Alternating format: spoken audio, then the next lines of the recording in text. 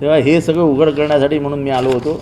आज खास करून हे सांगण्यासाठी आलो की ही गाडी कोणाची आणि ती गाडी नेमकी तुम्ही अजितदादांच्या ताफ्यात का घुसवली, तुमचा त्याच्यामागे उद्देश काय होता, हे सगळं पुराव्यानिशी मिळालेलं आहे. आम्ही कुठे म्हणतो संबंध आहे, पण पोलिसांना मुक्तपणाने चौकशी तर करू द्या. तुम्ही असाल तर चौकशी कशी होईल?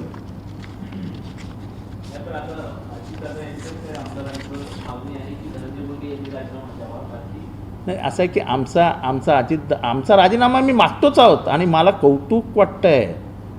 मी अभिनंदन करीन अजितदादांच्या आमदारांचं जर त्यांनी अशी मागणी केली असेल तर. राजकारणात अशाही बाजू कधी कधी घ्याव्या लागतात.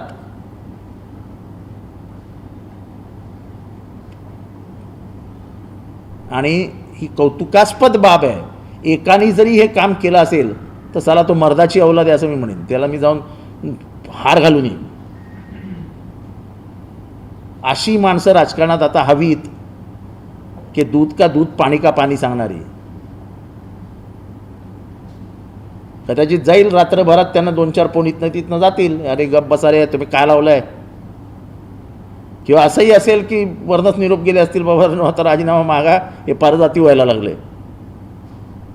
काही असू शकतं, पण कमीत कमी त्यांनी पुढे येऊन नाव तर घेतलं की बाबा मला राजीनामा दे रे बाबा.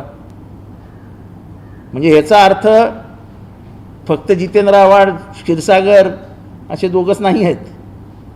प्रत्येकाच्या मनात खंत आहे की हा खून हा माणुसकीचा खून आहे आणि हा राजकीय वरदहस्तामुळे भय निघून गेला आहे. क्रिमिनलायझेशन ऑफ पॉलिटिक्समध्ये सर्वात ज्या काय मरत